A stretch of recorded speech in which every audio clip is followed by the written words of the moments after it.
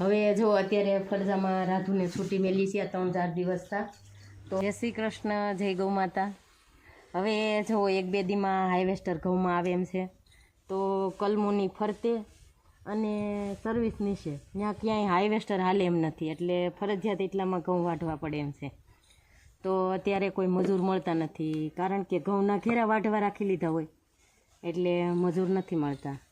તો ખાસ વાત તો એ કે જે કોઈની વાડીએ મજૂર હોય અને જે કોઈને ભાગ્યું રાખવું હોય તો અમારે ત્રણેય સિઝનમાં પાણી ફૂલ છે, વાવ છે અને દાળ છે, બેયમાં પાણી ફૂલ છે। તો 10 વીઘાનું ઉનાળે પીટ થાય છે, તો જે કોઈને ભાગ્યું રાખવું હોય તો અમારા નંબર નીચે આપેલા છે, એમાં કોન્ટેક કરજો। હવે જો અત્યારે ફરજામાં રાધુને છૂટી મેલી છે 3-4 દિવસ થા તો ઘણો અળહામાં ફેર છે। હવે જે કાંઈ છે ને એ આવશે, અળહો નથી, અળહો ઉતરી ગયો।